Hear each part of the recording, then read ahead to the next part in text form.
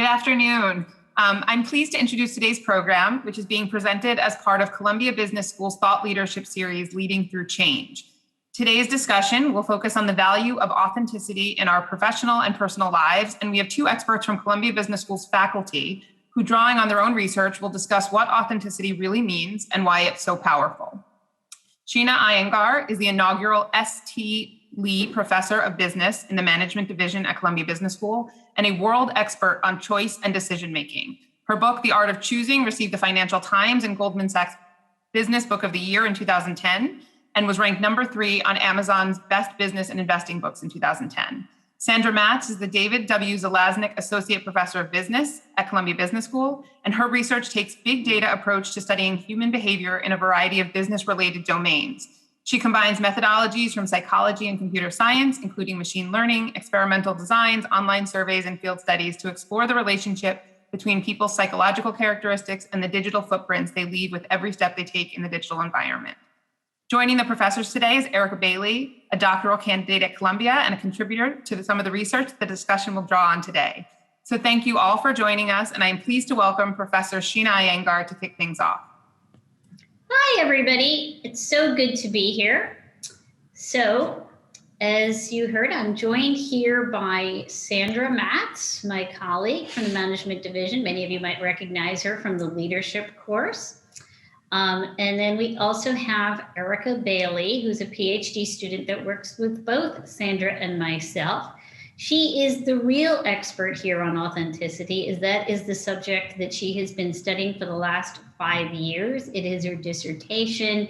It's essentially her life's work. So she's somebody who's been studying authenticity from the perspective of what is it? When do we feel it? Why is it important to us? When do we perceive it in others? So lots of interesting questions around authenticity. All right, so to get started, what I'd like to do is have everybody open up the chat box. And I'm gonna start by asking you all a question, because authenticity is it feels really obvious and intuitive, and yet it's something that's really hard to get your hands around. And the more we try to peel it, the more we discover there's more to peel.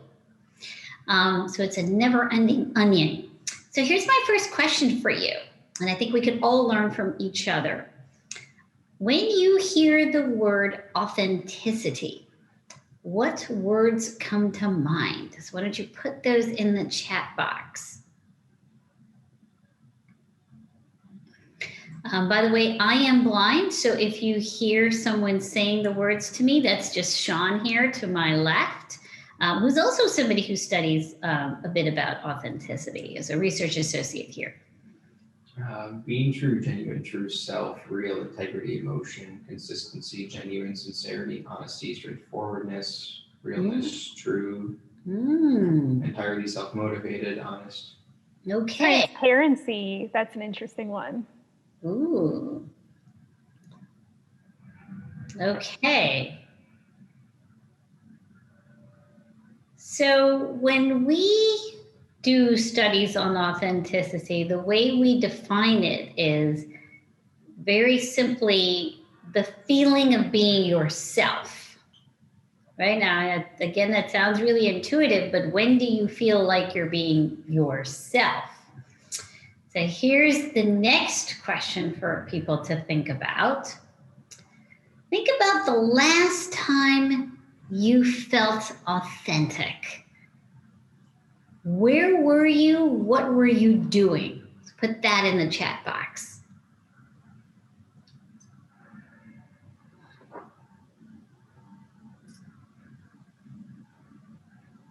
Always. No. Flying an airplane. Oh, wow. In a meeting with my manager. Wow. Okay. Mentoring, chasing my dog through a park, family quality time, shooting a film, running, writing.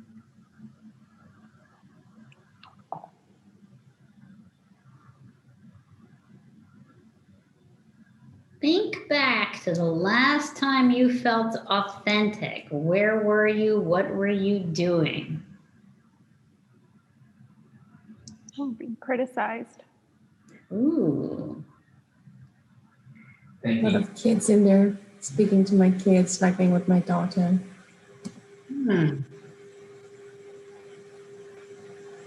Okay, so what are we noticing here, Sandra and Erica? This is a lot of similar comments that we get when we do these research studies and we have people describe when they feel authentic. And the answer is it's all over the place.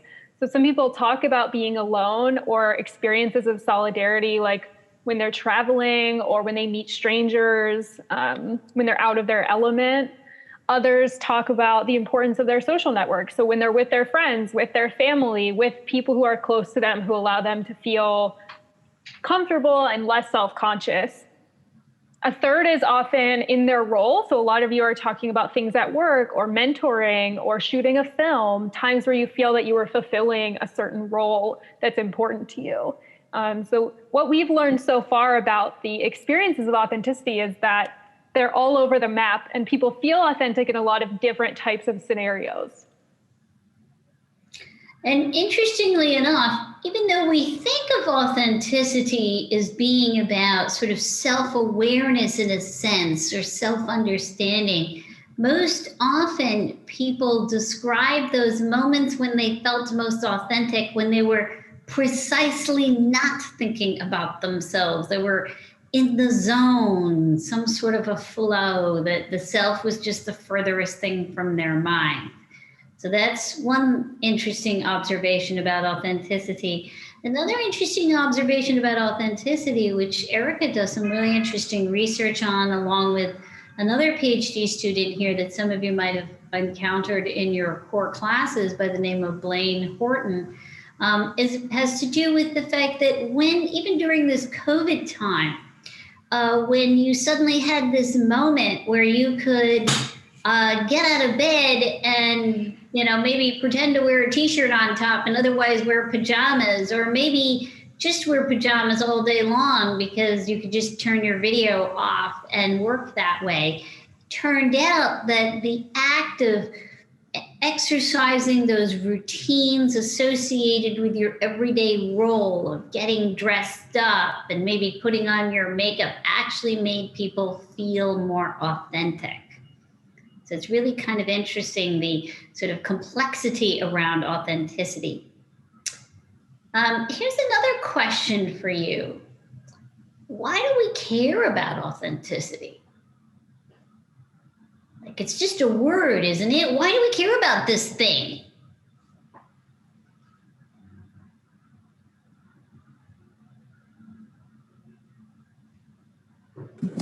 And you can again put the answers in the chat. I see this answers coming in. Trust, it's peaceful to be authentic, happiness, satisfaction, makes us feel alive.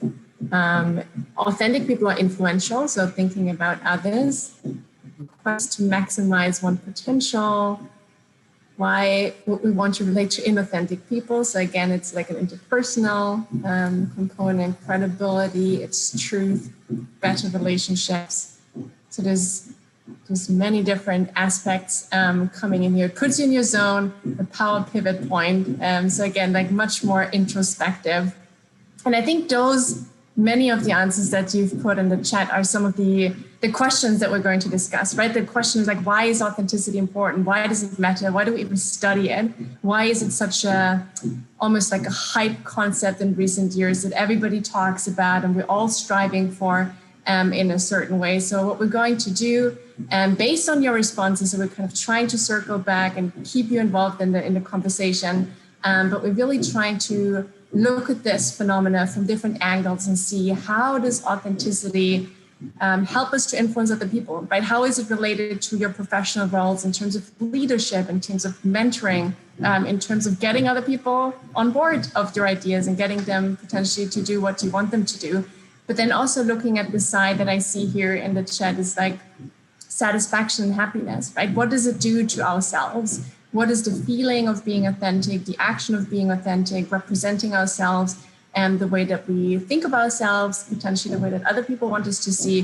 What does it do to our own well-being, happiness, satisfaction, and mental health? So it's going to be a relatively broad perspective on authenticity in all of these different aspects of your professional and personal lives. And I think where we can get started is essentially this idea of leadership, right? So this interpersonal component of authenticity. And I know that Sheena has thought about this a lot, has done super interesting research on the impact of authenticity when it comes to leadership, influencing others. So Sheena is going to kick us off on this journey through the importance of authenticity. So, you know how all of you on your first day and your first week at the Columbia Business School do your values exercise and you have your values card? Tell me in the chat box that you remember your values and you still have your card. Remember your 5 values, as well as the values that are associated with being a member of the Columbia Business School community. Too long ago, no idea. Too long ago, no idea. Oh, you're breaking my heart. 30 plus years ago. Oh, you're breaking my heart. Okay. Yeah. Just as we didn't do it in 2003.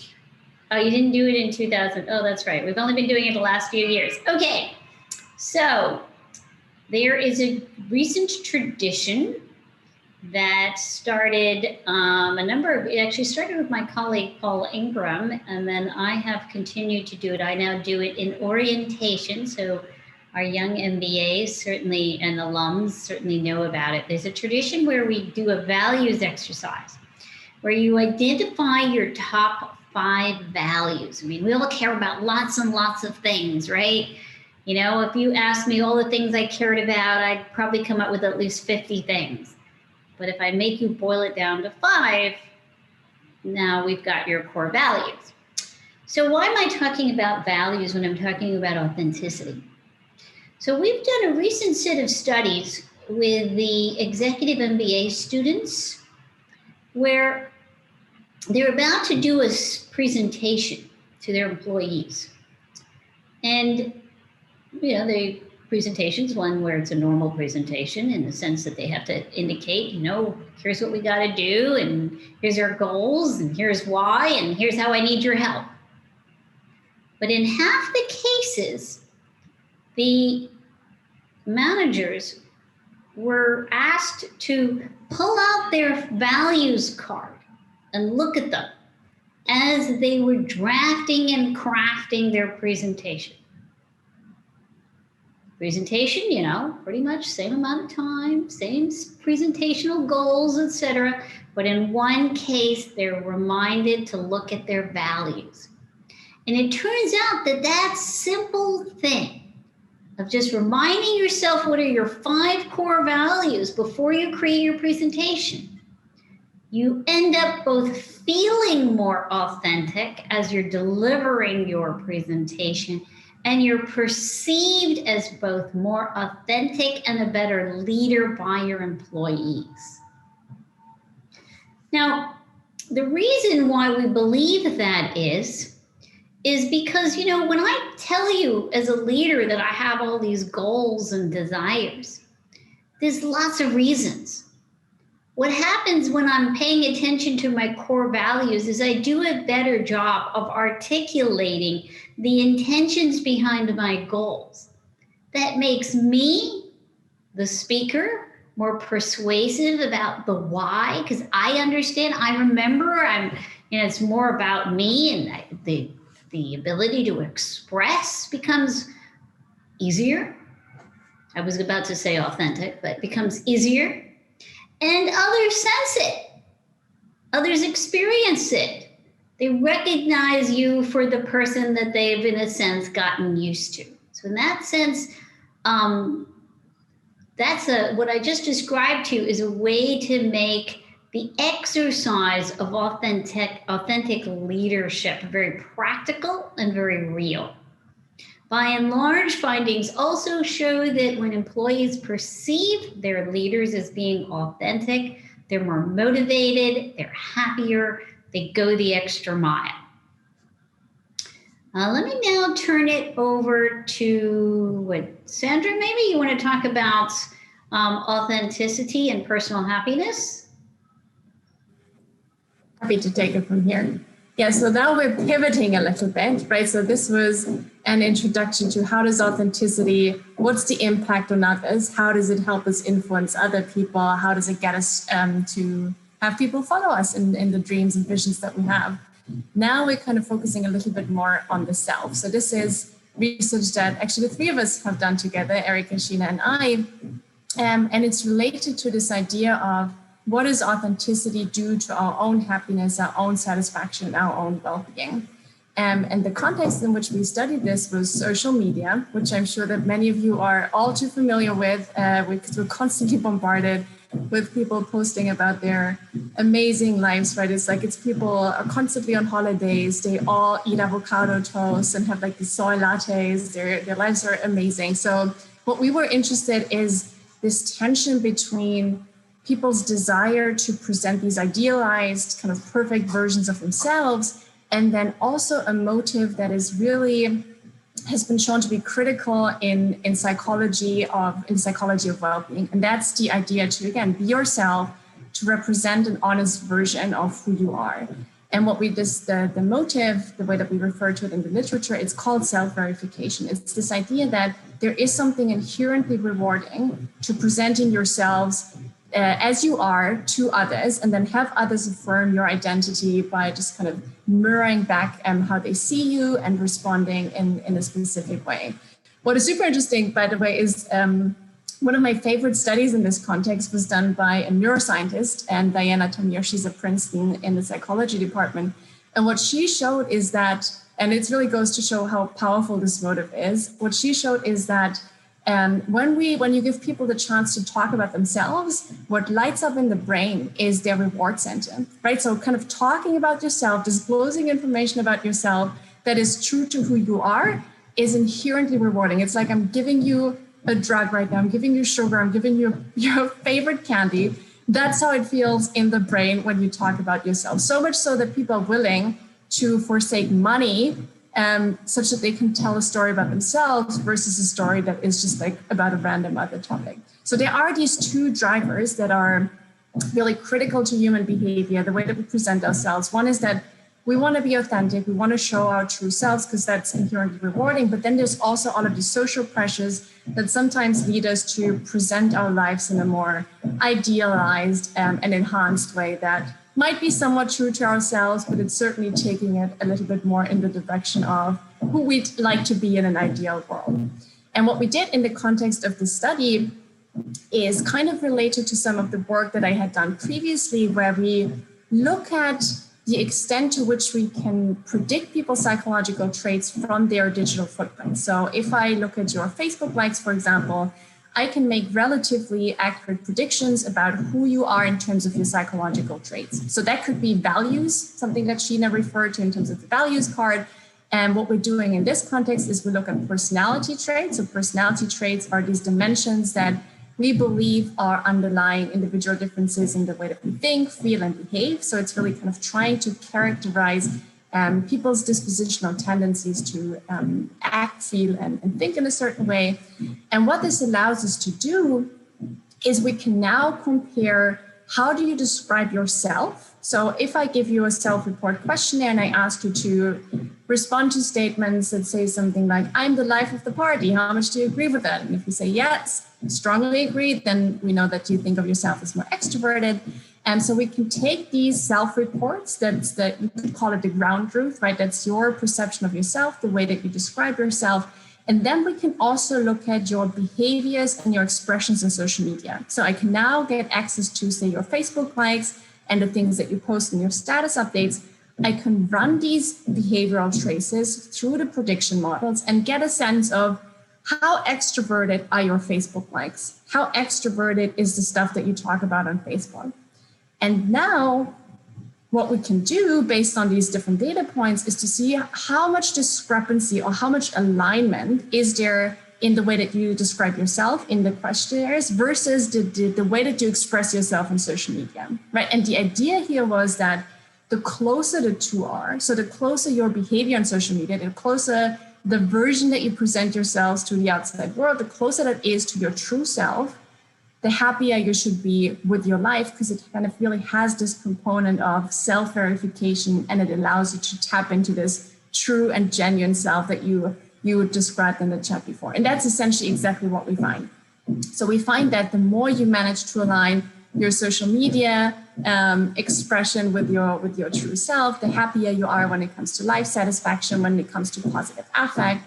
And one of the things that I found really interesting in this line of research, and I'm super happy for Sheena and Erica to also comment, but one of the questions that we had going in was, is this something that is true for everybody, right? Because you could imagine that these forces that I mentioned at the beginning, so the motive to present yourself in a positive way, because that kind of gives you social credit, and the motive to be yourself, they might sometimes be aligned. So if you're someone who thinks I'm the most amazing person the way that I am, then these forces are going to pull in the same direction, right? If you think that you're incredibly extroverted, exactly what the world wants to see, then your self-verification is going to go into exactly the same direction as your need to present yourself in a positive light. However, if you think of yourself as someone who might not necessarily correspond to these social standards and social norms, and then the forces might be pulling in opposite directions. An example that we oftentimes see, even though it's not the case that certain personality traits are better or worse, but you could imagine that if I take myself, so I'm quite neurotic, which means that I'm in touch with my emotions, but it also means that my emotional life fluctuates quite a lot, right? And it's not necessarily something that I think the world wants to see all the time. It's not something that people typically put on their social media. So now what you have is that there is a desire of me to represent who I really am, because that's inherently rewarding. But then there's also this desire to present myself in a more positive light. So for me, in this case, the forces are pulling in opposite directions. So our question was, is it that if people have less desirable personality profiles, and again, this could be neurotic, that could be disagreeable, which are people who are super critical and competitive, is it harder for them to reap the benefits of authenticity? And what we find, and I think this is super interesting and really promising in a way, is that it's not the case. So even if you have a profile that on average might be perceived as less socially desirable than another profile, if you are being authentic on Facebook or social media more generally, you still reap the benefits in terms of well-being by being true to yourself and being authentic. So for us, it was a really nice segue into this kind of era that we see in social media with some of the celebrities trying to be more genuine and more authentic, is that it's really a way for you to be in touch with yourself, but also feel happier, feel more satisfied with your lives. So next time you post something, maybe it can be so you can kind of express more vulnerability instead of just posting that picture of the avocado toast and the perfect holiday. And with that, I'm going to hand over to Erica. Yeah, so I'm reading some questions in the chat, and Ken asked a really interesting question regarding how to develop authenticity. So they're specifically asking about companies, but I'll use this as a segue to talk about how individuals can feel more authentic, and then I'll talk a little bit about the research with companies. So I'll highlight just 3 pathways towards increasing authenticity that I think are super important. I hope Sandra and our research has sold you on how it can improve your life satisfaction and your overall mood. So now you're on board and you want to feel more authentic. How do we get there? One set of studies, which wasn't by us, but I love, is that self-compassion can increase authenticity. And I love this point because a lot of authenticity theorists have looked at just self-actualization. So kind of being aware of your positive and negative traits. But for a lot of us, being aware of our negative traits can lead into this negative self-talk, this rumination, which actually can be counterproductive to authenticity. So it's part of it is awareness and knowing yourself, but also having the compassion that you're not always going to live up to your ideal self. Maybe some parts of you are not exactly socially desirable. And that's a pathway. Having compassion for those negative traits or quote unquote negative traits can help you be more authentic. A second pathway to authenticity that I think is really important is the social fit. So again, past research has really thought about people who are in positions of power, how they can be more authentic. Sort of the person running the meeting gets to say whatever they want and everybody else has to listen. And this is some research that I have with Sheena. What we looked at is how being in a social environment where you're respected and where you're accepted for who you are, that can actually increase your authenticity. So this is a social fit model of authenticity, where it's not necessarily that you need to be yourself in every single room, but part of what you can do to increase your authenticity is pick the groups that you want to be a part of, pick the teams where you feel accepted for who you are, where you feel that you're admired or respected by others. And I think that's a really important question when we think about authenticity in the workplace. You know, to the extent that you have autonomy, finding places where you feel that you really fit will increase this authenticity, which is so important for your well-being. And then a third thing that I'll just mention quickly, because this is ongoing research, is that sometimes you can feel more authentic when you're less focused on yourself and you're more focused on others.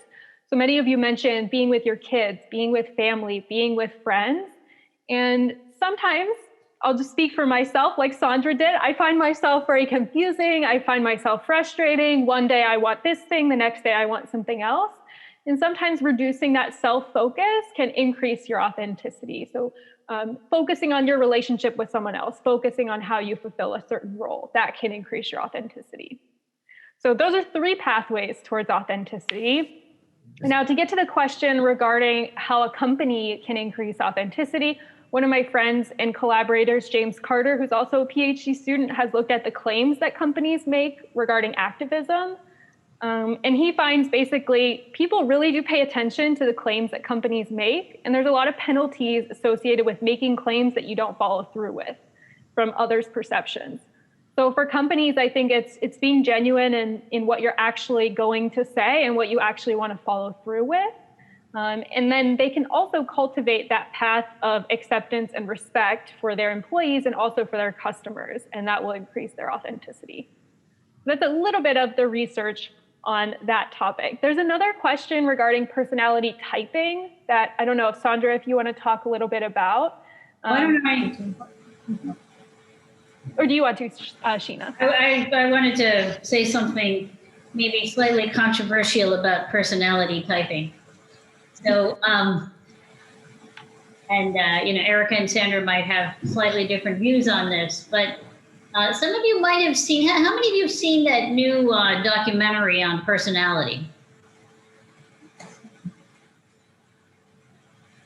Looks like a couple people are raising their hands. Okay, so, and it definitely talks about the MBTI and the Big Five and how those tools can at times be very limiting and very constraining and can create a very uninclusive work environment and can be used as tools for stereotyping and categorizing people. And I want to make a couple of observations about personality tests and then put them in context as to how to think about them in terms of authenticity. So you should know first and foremost, the MBTI is not a personality test that is acknowledged by academics. It is typically not seen as something reliable. The Big Five is. There's lots of research behind the Big Five, and it is seen to be a reliable measure. That being said, it was never meant to be used as a way to bucket people. It is meant to be used as a tool by which we can better, as individuals, understand our own current preferences and skills. And so I think of those tests, particularly the Big Five, as measuring our preferences and skills at any given moment.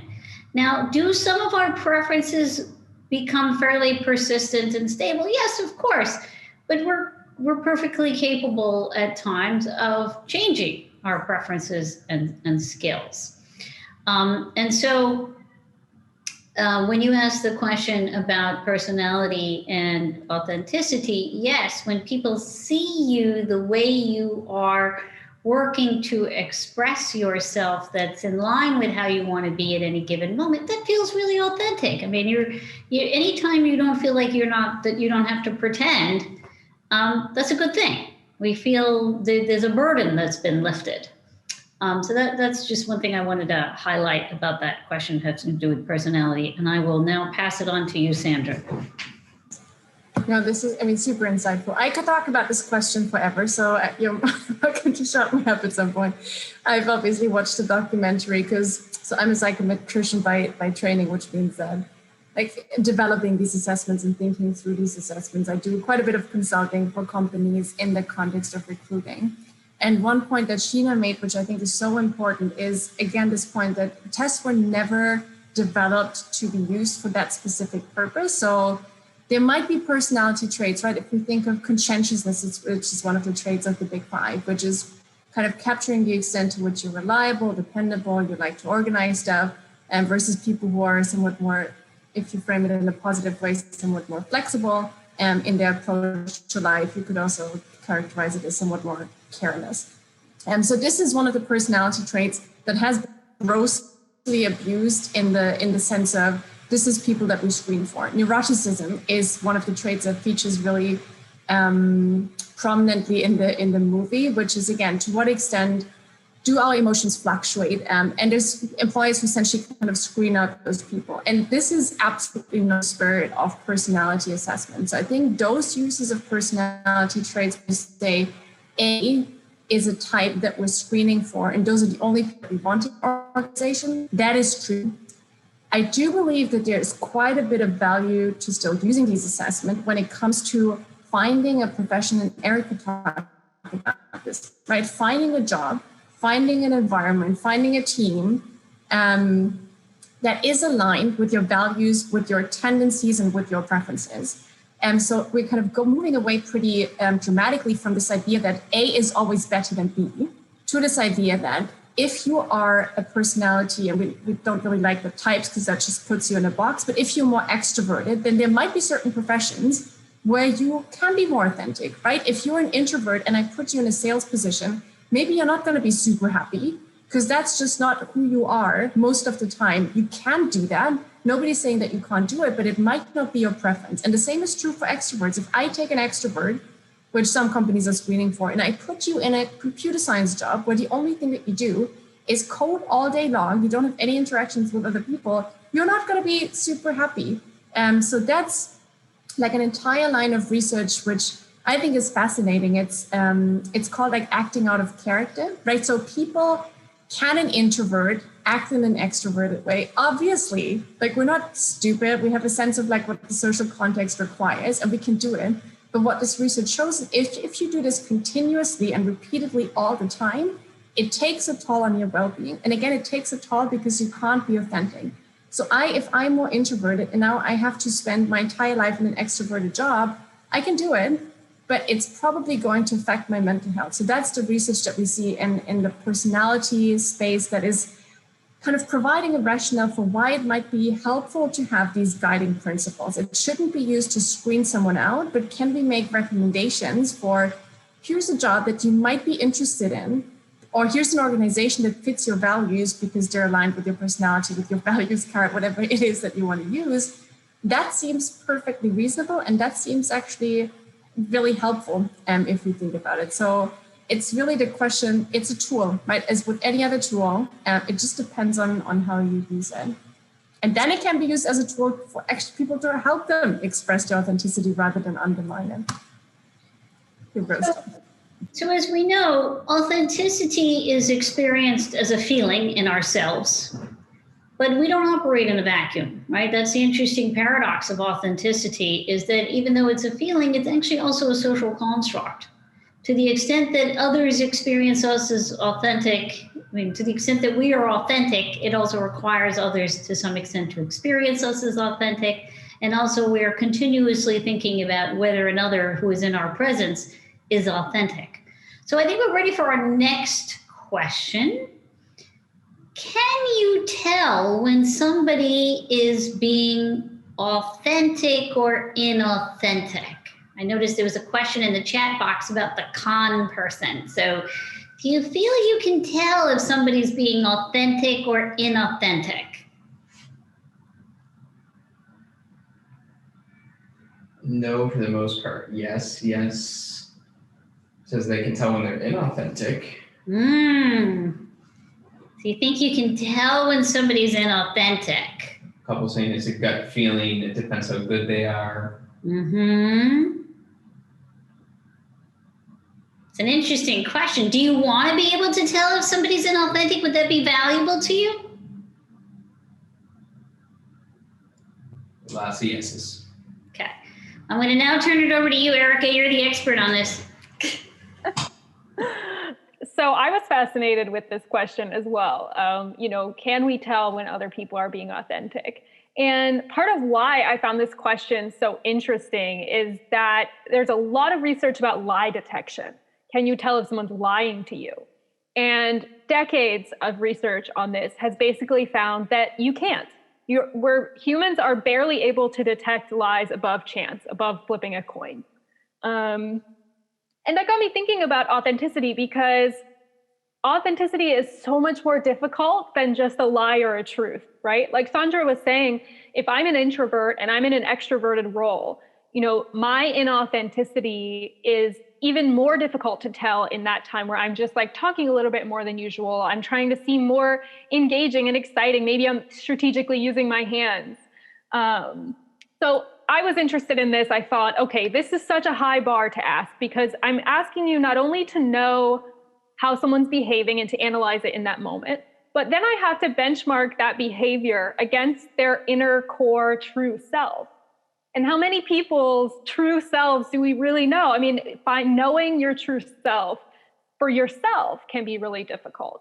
So I looked at randomly assigned teams where I had everybody rate everybody else on authenticity.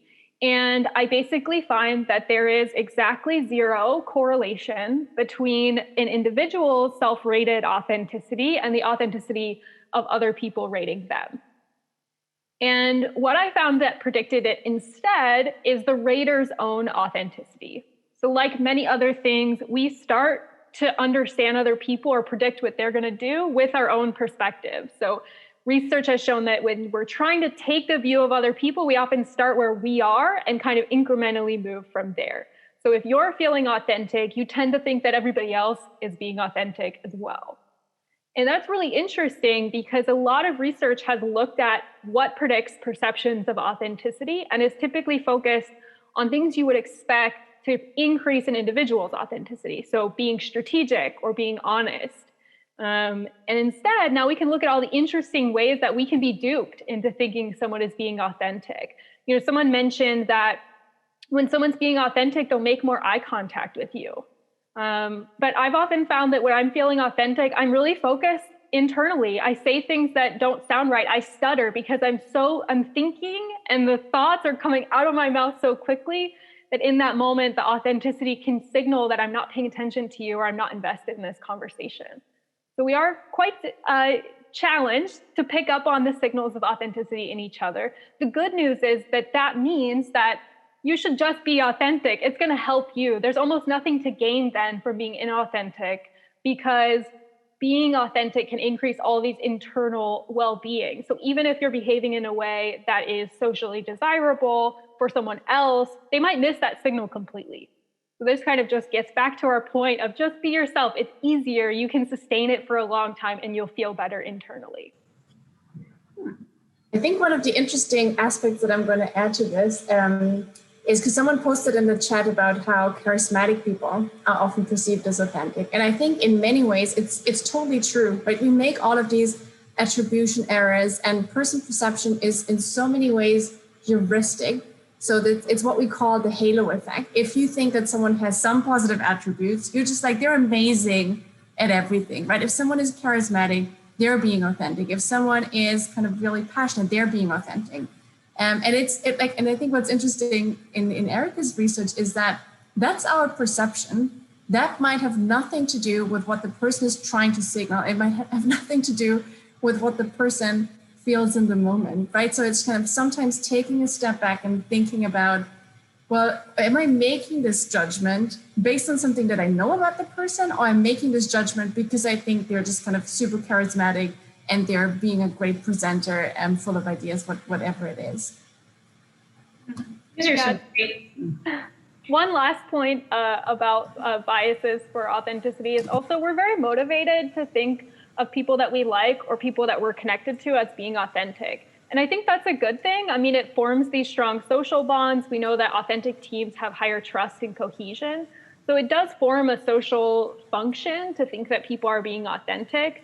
We're not meant to be lie detectors. But it's just an interesting point that, if no one's going to know whether you're being authentic or not, given all of the research that shows the benefits for you, then we suggest just be authentic.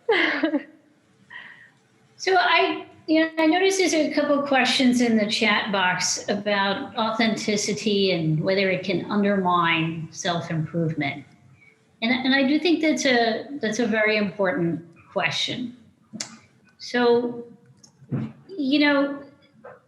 we often think that the advice, just be yourself, means discover something inside you and then that's it. That's the thing you're supposed to be forevermore. Authenticity is not meant to be a fixed target. And that's the reason why it's so hard to get our heads around it. That's the reason why it's so hard to measure it. So the reason why I think we care so much about authenticity and why I think it is so positively influential when it comes to our professional and personal success and happiness is that, in a sense, what's happening to us, and we're unique and we're privileged as human beings, in that, we do have many, many choices that we can make about who we're going to be and what we're going to do and what we're going to stand for. And that's constantly changing. And it should be constantly changing, and we should be constantly improving with every single choice and every single stage of life that we go through.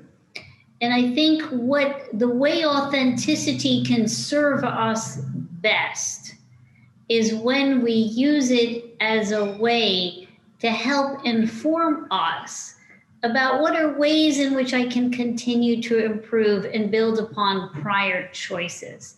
So I wouldn't see it as this thing that once you get it, just hold on to it and stand still. It's something that you will never achieve, that you will constantly be striving for. And the benefits of it come from the very exercise of striving for it. That's a super important point, which also relates to a question that we have in the chat, or actually two questions that I think are somewhat related by Kaylee and Ross, which is this idea of, is authenticity to some extent a privilege that some people have, right? Some people might not be able to be authentic because it just potentially has backlash that other people don't experience. And then the related question of, what does it mean for leaders? Should they always be authentic? And I think it's a question that we talk about in the lead class, right? This idea of covering. Sometimes you might hide parts of your identity, not just because you want to hide them for yourself, but because you as the leader, the kind of power amplification effect, we've been through all of this, but essentially sometimes you might make people feel uncomfortable by revealing everything. So this question of like, when do you hide it? When can you be authentic? And to what extent is this a privilege that some people have, that they can be authentic in their jobs, in their personal lives? And I know that Erica you've looked at this in the context of status and power. So I think you might have some really interesting insights here. Yeah, so the paper I mentioned earlier about respect and acceptance from those around you looked at this facet of social status, which is something that you can gain, but is other conferred. So there's, it's something you sort of have to build over time, sort of like trust. And the nice part about that paper is that you can build trust, you can build expertise, you can increase the respect and admiration that others have of you over time. The not so nice thing about that is that some people naturally have social status conferred to them, and that can actually perpetuate inequalities if we also give status to people who are being authentic. So only certain people are allowed to be authentic. We see their authenticity and maybe we pick up on it from some cues and we give them more status. So there's definitely like inequality that can happen with that. And one thing to add, someone mentioned Trump and Biden and were they authentic? Without getting into the politics of it, there was research about why Trump was perceived as authentic, which is because he said a lot of things that people wanted to hear. He also rallied against the system, which people really like. And he was a non-typical politician, and we tend to think all politicians are inauthentic. And related to this question of who gets to be authentic, I think Biden, with having a speech impediment, we just assume that he's not a good speaker. He must be faking it. And he did get somewhat of an authenticity penalty for having a difficulty speaking, quickly or in the way that we expected. So authenticity, especially the perception of authenticity, can often reflect some of our societal biases about how we expect people to communicate. Yeah, and it's also, so I think it's a super important point, right? Because it's the perception. So everything that we've been talking about is mostly about how do you feel and the perception of it. There's also this really interesting work by Sylvia Bellezza in the marketing group at CBS, which she calls the red sneaker effect. So the idea that if you have power, if you have status, you're more likely to do things that are somewhat unconventional, right? And I do think that to some extent reflects this idea of authenticity in the face of something that's not socially desirable. So if you are someone who doesn't correspond, who feels authentic when you don't correspond to the social norms that you're embedded in, then having this status and having this power makes it a lot more likely that you actually express that part of yourself. So in that sense, I fully agree with your sentiment, Kayleen, is that being able to express yourself in an authentic way is to some extent a huge privilege. It's the same way for passion. I know that one of our former graduate students was really interested in passion, and it's the same, like being able to be passionate about your job, being able to be authentic in your job is in many ways a privilege that we have, that all of us at CBS have, that other people might not necessarily enjoy. We got another question from Liza regarding vulnerability and authenticity. I think a lot of it is, if you recognize that, something about you, it might not come across as authentic, just adding a little bit of an explanation about why. There's great research about how when you're nervous, you can just say like, I'm so excited, so you'll notice I'm shaking because I just really want to do a good job. I'm happy to be here. And that can kind of let people in on the emotional state that you're in and have, reframe that situation in a way that is self-revealing, but also appropriate for the situation. Yeah, and vulnerable, and then I think we can just pick up on some of the questions in the chat, because there's so many and I could get to all of them. But vulnerability is such an interesting topic, again, something that we talk about in LEAD, right? This idea of it makes you human, it makes you likable, it makes others perceive you as being authentic. And we kind of had this conversation about when can you actually be vulnerable? And one of the things that I do think is important to know in the context of leadership and perception is that it's typically the most effective when it's a combination of vulnerability and competence, right? So if you have managed to establish the fact that you're capable, the fact that you're competent, and then you sprinkle, and you might do this intentionally or involuntarily, but a little bit of vulnerability and this kind of somewhat riskier side that someone mentioned in the chat of authenticity, then that seems to boost your likability. It seems to boost support from your followers. If you are only vulnerable without having this competence, that can sometimes backfire. So it's really kind of thinking a little bit strategically, if you can, of like, am I at this point where I can show this vulnerability. If the goal is to, again, get them to support you, follow you, and align with your vision. Yeah, so a couple of questions have been asked about the different types of authenticity, and is authenticity moral?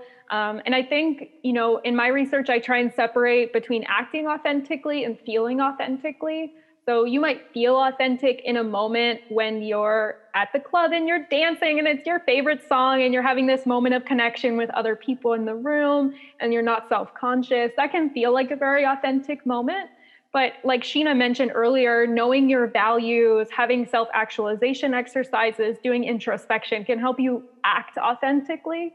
And I think that might be a time where people recognize authenticity as individual actions, where this potentially confidence, courageousness, standing up when other people are thinking this and someone has to say it, those kind of moments of authenticity might be more recognized by others. But those are definitely two different types of authenticity. So we can take additional questions. I think, unfortunately, some of your questions might have gotten lost in the chat, which is very active and makes us very happy. But if anyone has questions we haven't gotten to, feel free to put them in the chat again. Question. Oh yeah, sorry, go ahead. No. There's one question that I think Sheena would have a really interesting answer, because Ross was asking, is there only one flavor of authenticity, but multiple variations of inauthenticity? Which I think is a really interesting question about, is it symmetric? Is there like one way in which we think of authenticity and then multiple ways in which we think about inauthenticity? Sheena, I don't know if you might want to take that one. It's a very, I've thought a lot about that question, and I'll give you my opinion, because I don't know if I don't know exactly how to empirically truly test it. I think it's the opposite of what you just said. I think there's usually only one flavor of inauthenticity, and I think we know when we're inauthentic.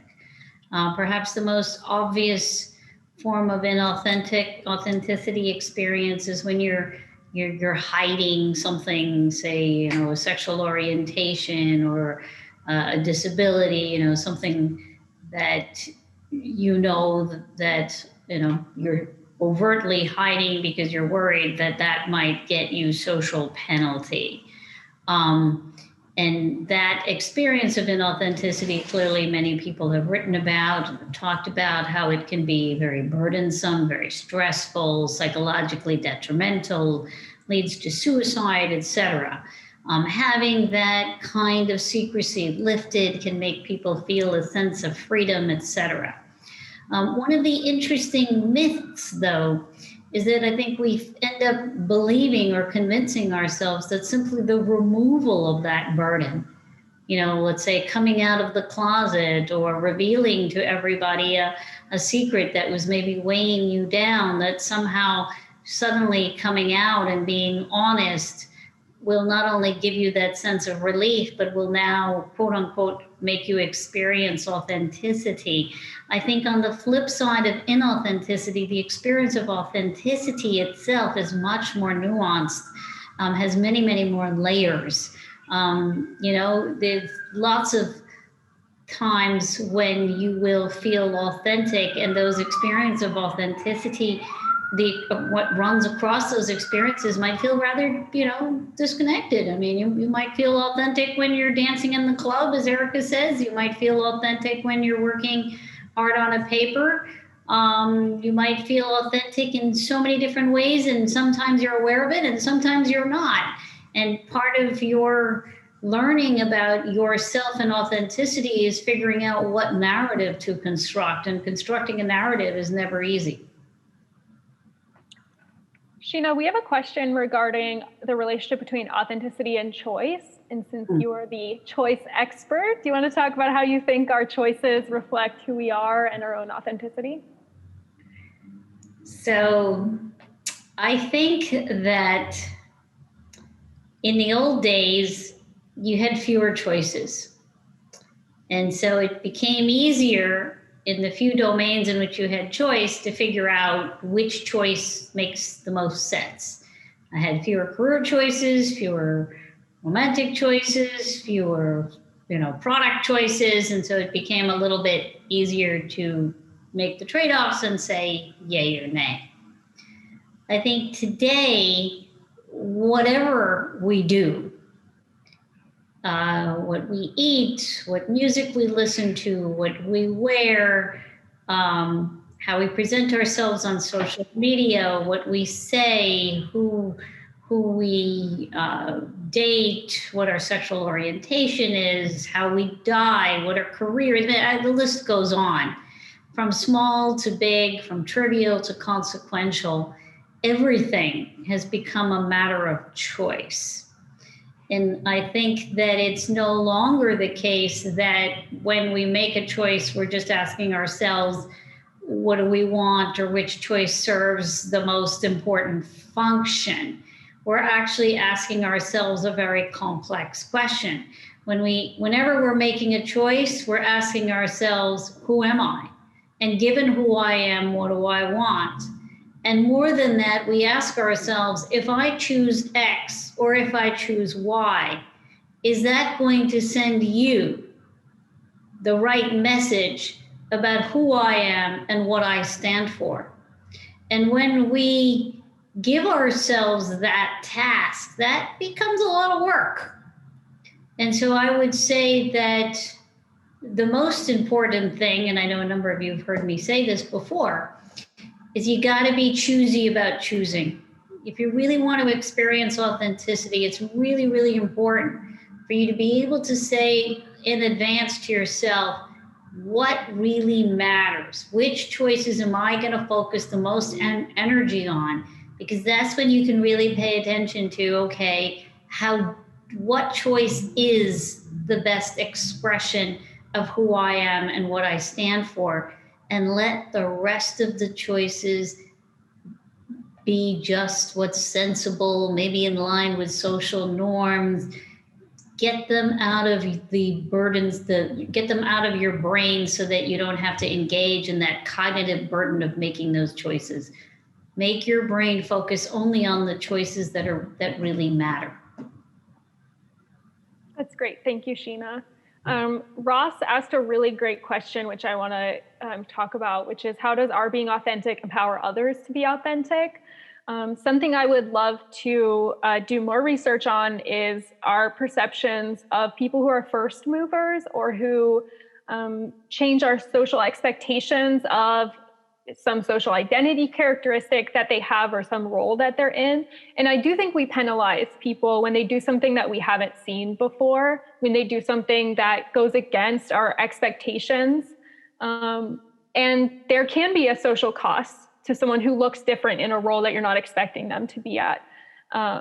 But I think once you set that example that we don't all have to do this, we can act differently, or this role can look differently, leadership can look differently. That opens a pathway for people behind you to also embrace their own authentic pursuit, or maybe things that they had been thinking and wanting to express on their own, but haven't been able to yet. So I think it's important to have those people who will, because of their own desire to be authentic, change our expectations of what certain traits or characteristics or patterns of behavior are. It frees up other people to follow. And it's an interesting domain, right? Because to some extent, it might mean that we're being role models and we're giving other people the chance to uncover in a way and be themselves. But you could also imagine that if you have the power, and this is again coming back to this idea that whatever a leader does just gets amplified. So if you're being authentic to the extent that you're overpowering everything else, and you make it difficult for people to deviate from the way that you're being authentic, that could potentially create backlash for the employees, right? I'm authentic if I swear all the time. That's the way this is making this up now. But that's the way that I'm being authentic. It's not necessarily going to have a positive impact on the employees if they now feel that they can't deviate from this norm, even though it's not necessarily who they are. So my sense is that, and I don't have any empirical evidence for this, but my sense is that the more explicit you can make this and the more you can embed this in a culture as an explicit value, right? We talk a lot about culture. So the more you can make this part of a culture where people are being encouraged to be authentic, and it's not just follow whatever the leader does. Because if we're thinking that we're not always good at picking up on whether someone is authentic or not, they might just take it as a signal that that's how they should be behaving. They might not necessarily even recognize that that's your way of being authentic and allowing for authenticity in the team. So just having this as a set of cultural values that's being made explicit, I think can help a lot in reaping the benefits with while avoiding the potential pitfalls here. And I know we're at time. Sheena, do you want to have some final? Thank you. You guys have been great. I love the questions in the chat. I mean, this is a topic which we could obviously talk about for a long time, and it's certainly the question of the moment, right? In our society, for us as individuals. Anybody, if you want to send us emails with more questions, or if you have research ideas, I mean, we want to hear them. This is something that is very close to our hearts, so please reach out and don't be a stranger. And thank you so much for coming today. And I'm glad you asked Erica and Sandra all the hard questions.